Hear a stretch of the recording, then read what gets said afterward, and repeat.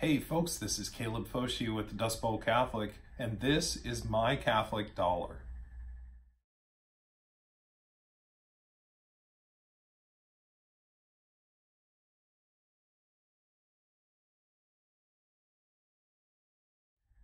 So I know what you're thinking. With a title like that, I'm getting ready to ask you to send money to something or other. There's going to be a capital campaign or something like that. But no, that's not where we're going with this at all. Now, stewardship is actually a way of life and is all-encompassing and works throughout every little piece of our lives. So just to start, let's go to the dictionary.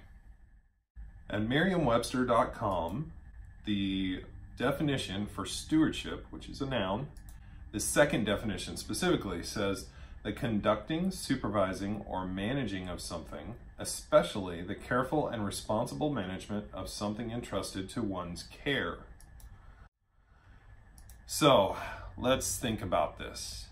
Stewardship doesn't mean writing a check or making a pledge to a capital campaign or a building fund or something like that. It means to take whatever we have and be good stewards of it, manage it well, make it better. You know, think of a full-service stockbroker. You give your money to that stockbroker, and it's up to them to make sure that they make it better and bigger. That's kind of the same thing that we are, and that is stewardship. So, now, what does stewardship apply to in our lives? So, for that, we're going to go back to the Bible. In the book of Job, chapter 11, verse 41, it says, "What is under the whole heaven is mine." Now here we're talking about what God is saying to the devil. But let's go on to another verse. In Psalm 24, we see that the earth is the Lord's and the fullness thereof, the world and those who dwell therein. So, not only is the world God's, but all the people who live on the world, including you and me. So when it really comes down to it, you know, we don't actually own anything, including ourselves. We belong to God. God owns us. And that's a very hard concept for us to realize, because if we don't own anything, God is lending it to us, and we are to be stewards of it and do the best we can to give it back to God in a better way. So if that didn't speak loud enough, now we're going to jump into the Catechism. Paragraph 2280, we are stewards, not owners, of the life God has entrusted to us. It is not ours to dispose of. So again, the world belongs to God, we belong to God, even our lives belong to God. It's not up to us whether we end our life or not, which is why suicide is such a terrible thing, and why assisted suicide is way against church teaching. So it's up to us to make sure that our life is bigger and better and benefits more people than just us. And that way, when we hand it back to God, He'll be happy with what we did with it. Here's another Catechism reference. Paragraph 2402, in the beginning, God entrusted the earth and its resources to the common stewardship of mankind. So, I'll be the first to tell you that my politics are not left-leaning. I am definitely on the right side of the spectrum, but this is key because the earth itself was given over to our stewardship. We are to take care of the earth, but we are also supposed to use what is in the earth to better others within mankind. So it's not a hands-off approach to the earth.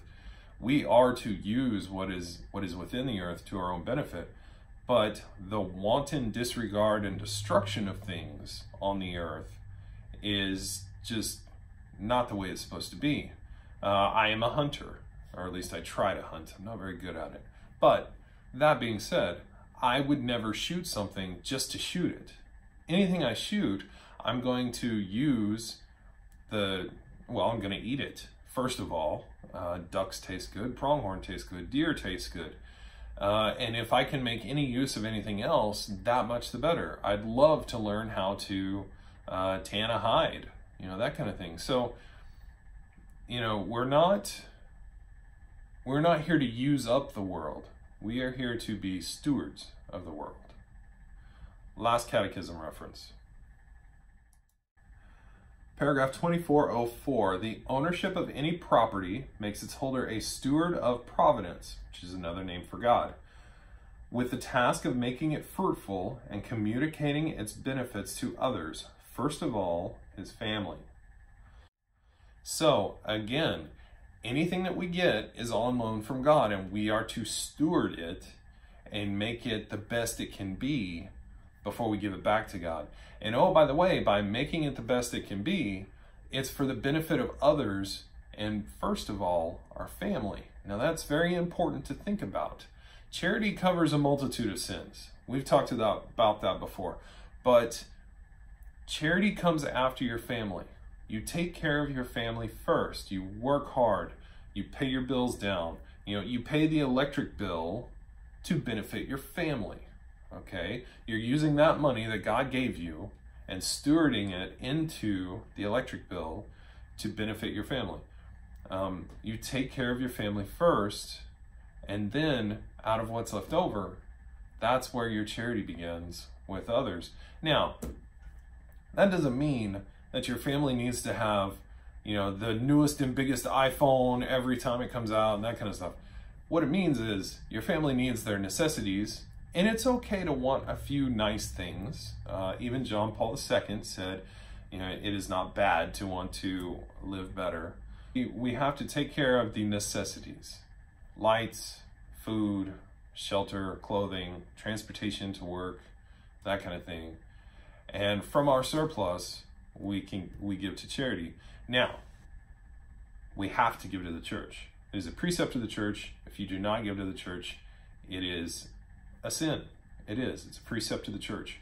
So, now the church does not vigorously enforce the old 10% tithe, but it does say that out of your surplus, you are to give to the church. So be sure you do that. And if you are doing it, maybe we ought to put more on the plate, and I'm pointing at myself on that one. How many times have things gotten in the way of being good stewards?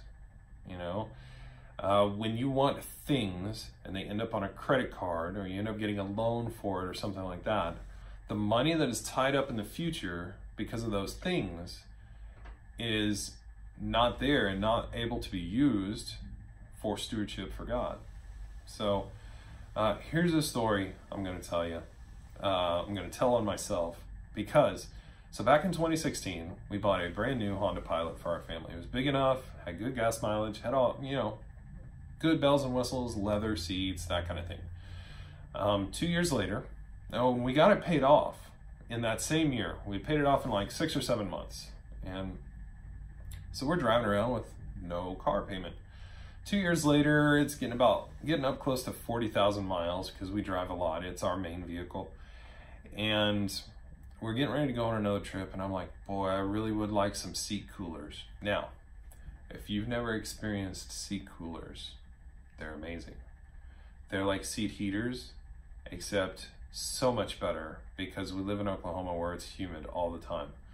So we went back to the same dealership we bought our other Honda from, and they had another Honda Pilot, same car, but it was a higher trim level, so it had the seat heaters and a couple of other doodads and bells and whistles. It's a beautiful car. We walked out of there.